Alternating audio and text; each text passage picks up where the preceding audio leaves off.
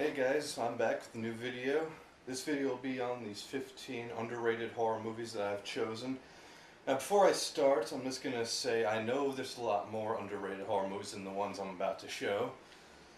But these are just ones that I've chosen, the ones that I own.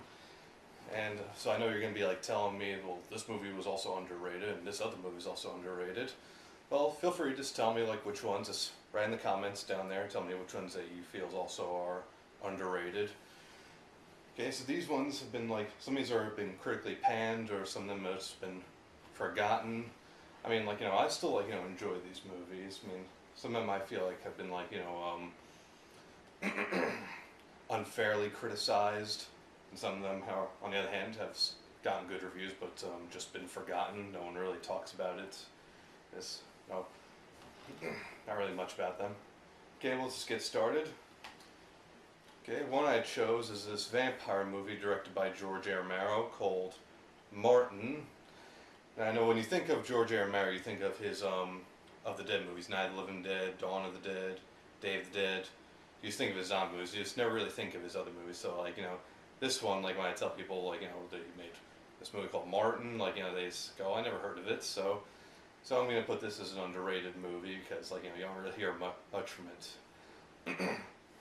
So like this is a vampire movie about this misunderstood guy named Martin who's believed to be a vampire, or maybe he's just a sick, crazy guy who's just drinks blood. So we never actually really find out if he's a vampire. It's something that this movie's actually pretty good at. Like that's the reason why this movie's pretty good. You never actually find out. So yeah, so like if you've never seen Martin, I would definitely recommend it. Check it out. Speaking of another underrated vampire movie, this one I actually thought was a very fun movie. I mean, it was critically panned when it came out, though. However, it has tamed a cult fan base, though. And they made two straight DVD sequels to it, and it's Dracula 2000.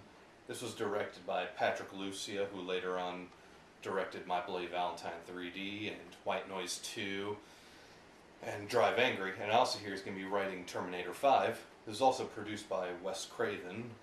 I mean, I thought this was a pretty fun movie. I mean, like it's bringing like a classic character from the 19th century, Dracula, into the 21st century. So it's bring him to the year 2000, like a modern day version of it.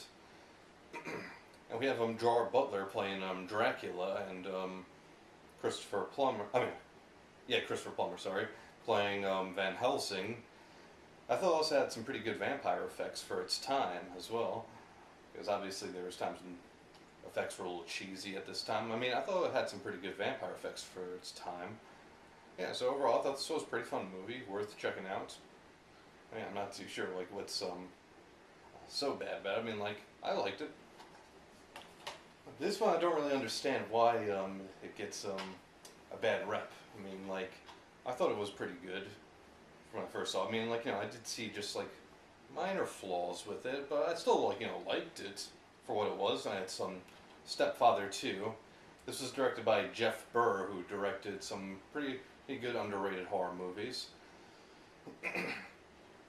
And like this starred Terry O'Quinn. Of course, he like returned as Stepfather respectively, and he did a pretty good job, just like the first movie. I mean, like the downfall of it is like since this is set after the first movie, and remember at the end of the first movie, he got shot in the back and stabbed right in the chest with a knife. But they don't explain how he survived, though. He just wakes right up in a mental institute with scars on his back and his chest. But they never explain, so that's really the only minor gripe I have with it. Other than that, I actually thought it was a pretty good movie. Don't really understand why there's so much hate for it. I mean, if you can tell me why there's some hate for it, you can just tell me right down there in the comments. Another one, it's actually directed by Jeff Burr as well. So another one's pretty underrated. And I chose this because it's got a pretty low rating on Rotten Tomato. It got a 19%, which is pretty low for me. I mean, like, I actually really enjoyed this movie when I first saw it. I liked it ever since I first saw it. And it's Leatherface, the Texas Chainsaw Massacre 3. I mean, I don't know why it got that low rating on Rotten Tomato. I mean, like, it was better than the one that followed, that fourth one, which got a 70%, which is like, so this only got like, a 2% higher, so it's like a little smidge. You kidding me? I mean, if you're gonna rate the fourth movie, I would actually kind of give that like a 0. I mean, like that one was terrible. But this one, on the other hand, this one like it's a like a reboot, sequel reboot. It's sequel to the first one, but ignoring the events of the second movie. So like we have Leatherface living in a swamp, and we also have Ken Foree from Dawn of the Dead. He's in this. I forgot exactly what he plays though. I think he's like a hunter, or maybe he's a soldier of some sort. Like, and like he gets to this fight scene with Viggo Mortensen, which was a pretty cool fight scene, if you ask me. And also, there's a part where he actually opens fire on their house with a rifle. So, like, he was just badass in this movie. That's all I can really say. He was badass. He's made this movie worth seeing. And this one I also think is underrated because this is a pretty cool movie. I just really like this movie a lot. And it got a 0 on Rotten Tomato. It's like, are you kidding me? And I did get this movie autographed by Robert Englund when I met him last year. And it's 976 Evil. And this isn't a movie that Robert Englund was in. He didn't act in it. He directed it, though. And I thought he did a pretty good job. This was the first movie he directed. And he didn't direct that many movies. Like, he directed this one other movie called Killer Pad, which I have yet to see. I'll see it in the future. And he also directed one episode of Freddy's Nightmare, the Nightmare on Elm Street TV series. And, so this had, some pretty good lighting in it. I mean, it had pretty good gore effects. And it starred Stephen Jeffries, who played Evil Ed from Fright Night, and he did a pretty good job in this movie too. And he actually kind of played a character similar to Evil Ed. Like, he was a geek in this movie, so he's a geek, and he calls this number 976 Evil, and some kind of ominous force answers the phone and gives you a horoscope, and when you obey the horoscope, you gain this power, but when you disobey it, you get killed. So I thought it had a pretty good story, pretty good lighting, pretty good makeup effects. Yeah, so it's something I definitely really recommend. It's like a Nightmare on Elm Street, but without Freddy Krueger. And this one I think is definitely pretty underrated because I actually like this movie for what it was. I mean, and I do it got correctly panned, but I don't know, I liked it. It was decent. It was The Fly 2. I mean, I did actually mention this movie on that horror movies I like that everyone hates, but I don't know, I liked it. I mean, it had pretty good visual effects. I mean, that's the thing that actually really made this movie pretty good, the visual effects, and also it was a continuation of the first movie, which I also liked. It was kind of like a remake though of the sequel to the original Fly, Return of the Fly. So since both those movies are revolve around the Fly characters from the first movie, revolves around his son. So his son is born with the Fly genes. He ages fast, and he continues his father's work. And when he becomes the Fly, it's actually pretty cool. I mean, because it's pretty cool Fly action. The puppet work, the animatronics work for the Fly was just really cool, and the makeup he had when he was turning into the Fly was really cool as well. I actually enjoyed it. And this one's actually for 2 movies that are pretty underrated. It's I have them in this triple pack. It's the Psycho movies, the Psycho sequel, sorry. We have Psycho 2, which is a pretty good sequel, and Psycho 3 and Psycho 4, the beginning. The one I want, I don't know, dresses like Psycho 3 and Psycho 4, those are the ones that are underrated, because Psycho 2 is a good sequel. It's one that you want to hate, but you actually can't. It's it's just a good sequel. And then Psycho 3 and then Psycho 4 came out. And I know people had some mixed feelings for these ones. Excuse me. Psycho 3 was actually pretty good because it was directed by Anthony Perkins. But what I don't understand is how it got a low rating on IMDb. It got a 4.9 on not Rotten Tomato, IMDb. I don't understand that because it's had some pretty good lighting, pretty good death scenes, gore effects, and Anthony Perkins, he just still does a good job as Norman Bates in this one.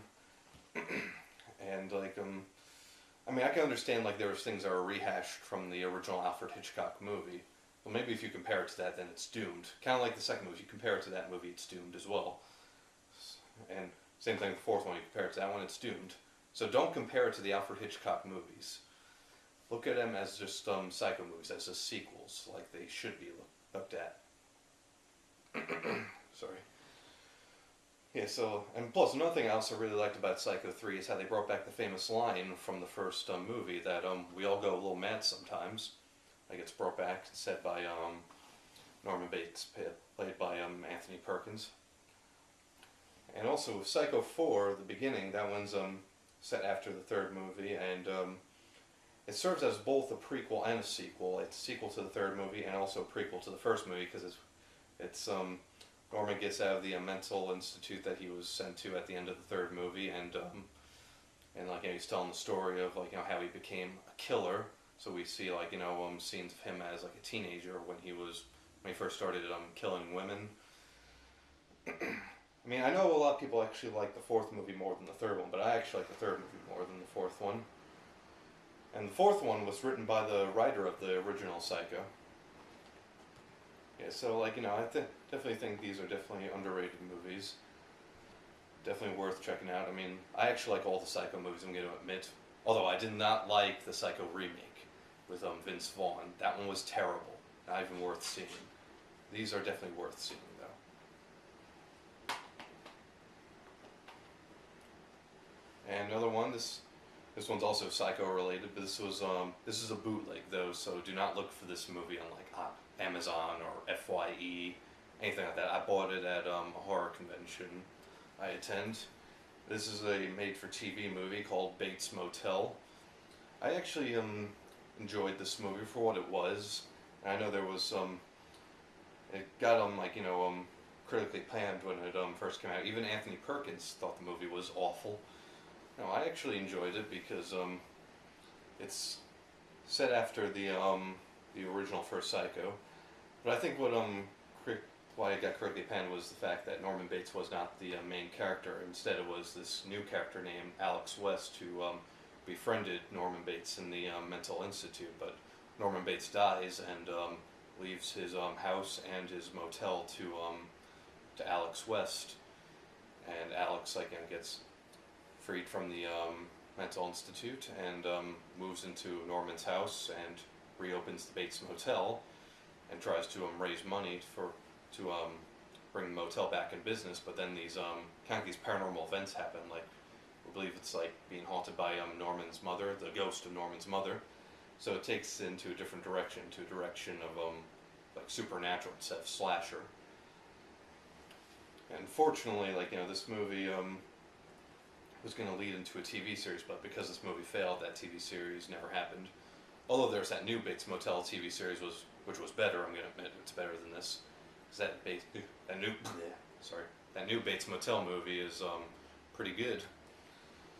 But this one's definitely worth checking out. But like I said, don't look for this DVD on Amazon or FYE because this is a bootleg. So maybe you probably find it on a bootleg website or something, or you can definitely find it at a horror convention near you.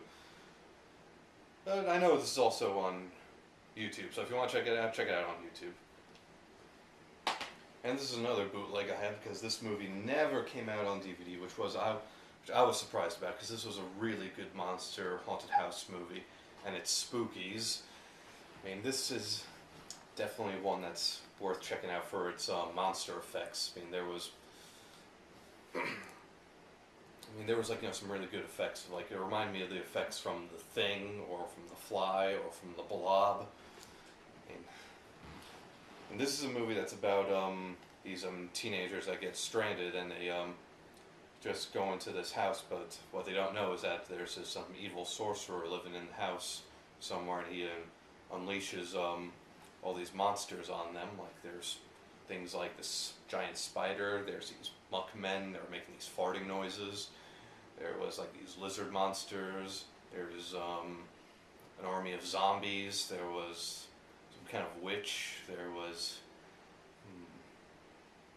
there was like this werecat with a hook, and there was a Grim Reaper, and so there's some kind of like electricity monster as well. Yeah, but the effects, like I said, make this movie all worth seeing. But this is a bootleg, so obviously, like just like that Bates Motel DVD, you can't find this on Amazon. I got it off of like a bootleg website. If you want to know, I'll let you know where you can find it. But just like Bates Motel, I'm sure you can see this on YouTube. Definitely worth checking out. Definitely a very underrated movie. It definitely deserves an official DVD release. Another one I chose. This was directed by Wes Craven. I have this on Blu-ray. It's The Deadly Blessing. I mean, this one is definitely should be more well known because like it's a very eerie movie. I mean, it's kind of like The Hills Have Eyes. As a matter of fact, Michael Berryman from The Hills Have Eyes is in this, and he does a pretty good job at his role. And like, there's like music that makes me think of The Omens, like some kind of like, I guess maybe satanic music or some kind of like piano playing music or something like that. And like there of course was there's also like a whole murder mystery in this movie as well, like these people getting killed by this unknown assailant with a knife. Yeah, so I would definitely I would definitely recommend it. Definitely a pretty good underrated Wes Craven classic right over here. Better than his sequel to the original Hills Have Eyes. And this is another movie directed by Jeff Burr. This is Night of the Scarecrow. This is a made-for-TV movie that just recently came out on Blu-ray. And this is a movie that was it's one of those killer scarecrow movies, yes, as you can see. And obviously it's one of those supernatural movies, like this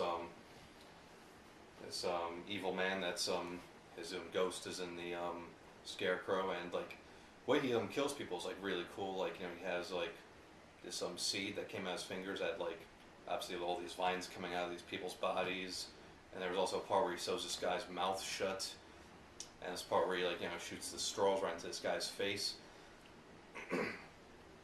Yeah, so like the visual effects were definitely pretty well done for a made-for-TV movie, and for its time as well. The makeup effects for the Scarecrow were very well done. Yeah, so it's definitely one that's worth checking out. One that should be very well known. And this is one that I feel as being like very sorry, it's being like unfairly bashed in my opinion, at least. I mean, I know a lot of people hated this movie, but I actually enjoyed it. It's a cheesy movie, but it's like a movie that's so bad it's good. And that's the reason why I like it. It's Piranha 3 Double D.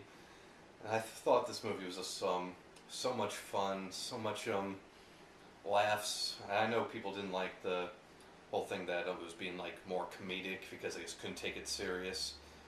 I don't know, I actually found it very fun. I mean, like, and plus it's piranhas in a water park. How can you take that serious? You're not supposed to take it serious. So like, heck, it's sort of like a little tribute to Jaws 3D. So it's like, it's a very fun movie. It's good for a laugh, good for just like a popcorn flick, I guess. Like, and I have it on the 3D Blu-ray, so like obviously I can see the 3D effects in this one.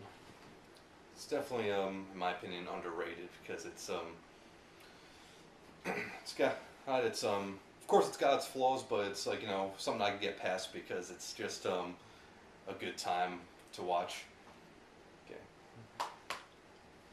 Another one I got on this double pack right over here, and it's Waxwork 2. Like same thing. This is a cheesy movie, but it's like worth checking out because it's a very fun movie, good laughs, and I also liked how they pay tribute to like movies like Alien and Godzilla, Jack the Ripper. What else did they do? Oh, they did a little tribute to like Back to the Future as well. Yeah, so like I just really liked this movie. It was just a good fun time. It's something I just really laughed at. It's like had a really fun time watching. Definitely 100% worth checking out. This one you could probably guess was going to be on this video because I've did a review on this video. I did a what if video on the director of this movie. It was in the video of what the movies I like but everyone hates. It was in my out of print video. What else was it in? And I think that was actually it. Yes, I think that was actually it for the. So it's maybe on the fifth, maybe the sixth video that this was in, and you can guess what it is already. It's Fright Night Part 2. This one is definitely my favorite underrated movie. This was directed by Tommy Lee Wallace, who made Halloween 3, which I know a lot of people really like, but to be honest, I wasn't too big of a fan of Halloween 3. And he also directed Stephen King's It, which I like. And like I did see on Rotten Tomatoes, this does have like a low rating compared to the Fright Night remake, which I actually like this more than the Fright Night remake, I'm going to admit. Of course, this was not better than the original Fright Night, but you can't top the original Fright Night. The original Fright Night's a really good movie. It's one of the best vampire movies, and this is a worthy sequel. And of course, I've admitted from time to time that I was not a fan of it when I first saw it, but when I thought of it, the more I started to like it. But I never hated it. I never hated this movie. I just thought it was an average movie, just kind of an movie. But as time went on, I actually learned to like it. And when I rewatched it, I actually really liked it and thought it was a very fun and underrated movie. I mean, it's like, about years later, Charlie Brewster's in college now, trying to erase the memories he has of the first movie, seeking help from a therapist. But then, this a vampire moves in right by him, right by his college, and obviously this vampire has helpers. Like there was another vampire on roller skates. There was a werewolf, and there was this bug eater. And there was some pretty good action at the end too. And Roddy McDowall also comes back as Peter Vincent, and William Ragsdale comes back as Charlie Brewster. And so this is definitely worth checking out. Unfortunately, this DVD is out of print, so you can only get it on eBay or Amazon. I got mine off of eBay. So, I'm sure you can see it on YouTube though. Yeah, so this is definitely a very good sequel, worth checking out. Not better than the first one, of course, but it's not expected. Overall, good sequel, very underrated. And I do hope to one day meet Tommy Lee Wallace at a horror convention. Yeah, and I think that's all I gotta say. I do also want to address my friend on YouTube, Dave's Nightmare, because I'm gonna advertise his videos. His videos are definitely pretty well good, so my viewers should check out his videos too. Dave's Nightmare on YouTube. He's a cool guy. He's got some pretty good videos, and he should be doing an underrated video as well, just like this one. And if you think there's any other underrated horror movies, let me know. Comment right down there, and maybe I'll do another underrated video in the future.